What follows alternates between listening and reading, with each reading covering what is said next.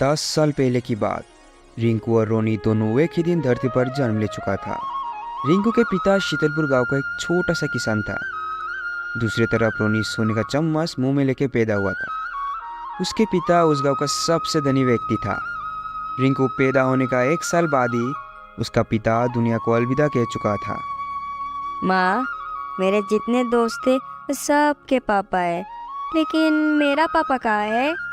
बेटा, तू जब बहुत छोटा था ना, तेरे पापा पैसे कमाने के लिए बहुत दूर चले गए हैं और वो एक दिन बहुत पैसा कमा के लेके आएंगे। ये मतलब मेरे भी पापा है? हाँ बेटा, हाँ। क्या रे बिमला, आजकल तू काम पे इतना लेट से आता है?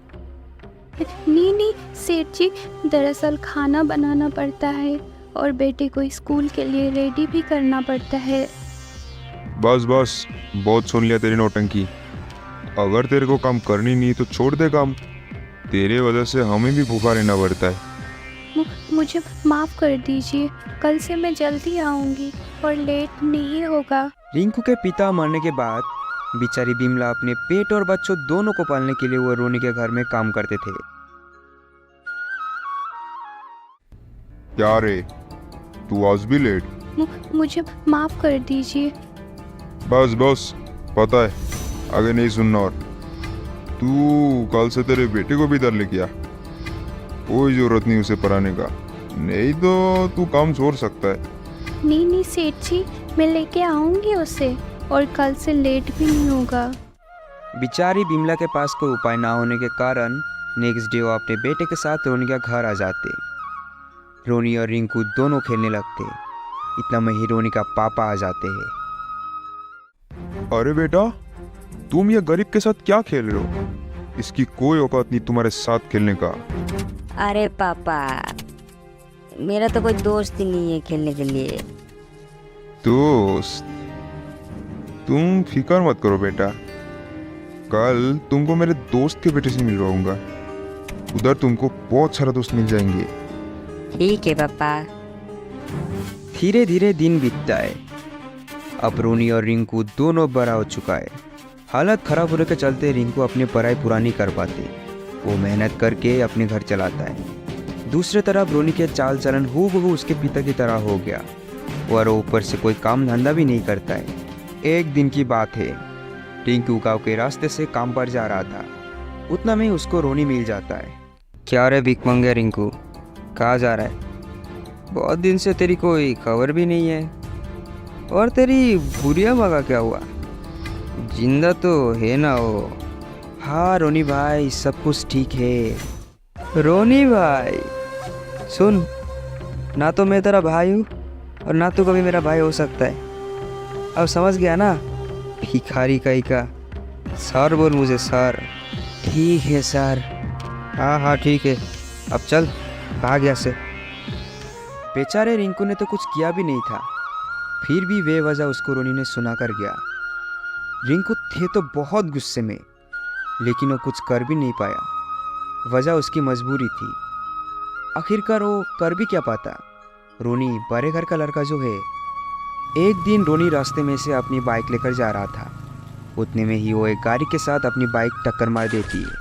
अरे अरे अरे बेटा, आपको लगी तो नहीं? सब कुछ ठीक है ना? लगी तो नहीं? क्या मतलब? टक्कर मारकर बोल रहे कि सब कुछ ठीक है ना? लेकिन बेटा, मैं तो सही साइड पर था। तुम ही हो जो रॉन्ग साइड पर बाइक चला रहे हो। मुझे मत सिखाइए क्या रॉन्ग क्या राइट। आपको पता भी है कौन है मेरा पापा। अब 2 मिनट रुकिए बस, मैं अभी बुलाता हूँ मेरे पापा को। रोनी की गलती होने के बावजूद वो अपनी गलती मान नहीं रहा था। वो बार बार उस व्यक्ति के साथ चिल्ला कर बात करने लगते हैं। इतना में ही रोनी का पापा वहाँ पहुँच जाता है। क्या हुआ बेटा, कोई दिक्कत, कोई परेशानी तो नहीं ना? इतना हड़बड़ी में जो बुलाया मेरे को। देखिए ना पापा, ये अंकल ने मुझे अपने गाड़ी से टक्कर मारा है और मुझे ही गाली दे रहा है। इतना बोलते ही रोनी का पापा उस व्यक्ति के पास चला जाता है। जैसे ही रोनी के पापा उसको देखता है, मानो उसके पैरों तले जमीन खिसक जाती है। सर आप? हाँ, क्या ये तुम्हारा बेटा है? बहुत अच्छे संस्कार दिए वो। ये सब सुनकर रोनी घबरा जाता है। वो सोचने लगता है ये सब क्या हो रहा है, कौन है ये व्यक्ति जिसके साथ मैंने झगड़ा मोड़ लिया। इतना में ही रिंकू उसी रास्ते से जा रहा था। उधर जो कुछ भी हुआ वो सब रिंकू देख लेता है। उसके बाद धीरे धीरे वो उन लोगों के पास चला जाता है। अरे क्या हुआ, कोई प्रॉब्लम हुआ है क्या? इनकी तरफ से मैं सॉरी बोल देता हूँ, इन्हें कुछ मत कहिए सर। अरे रिंकू बेटा, तुम्हें सॉरी बोलने की कोई जरूरत नहीं है। तुम एक अच्छे और ईमानदार लड़का हो, तुम्हारे बात में कैसे टाल सकता हूँ। चलो जाने दिया इन्हें। इसके बाद वो व्यक्ति वहाँ से चला जाता है। ये सब देखकर रोनी और रोनी के पापा दोनों हैरान हो जाता है। वो दोनों सोचने लगते हैं, रिंकू आखिर रिंकू के साथ इसका क्या लेना देना, कैसे पहचानता है ये रिंकू को।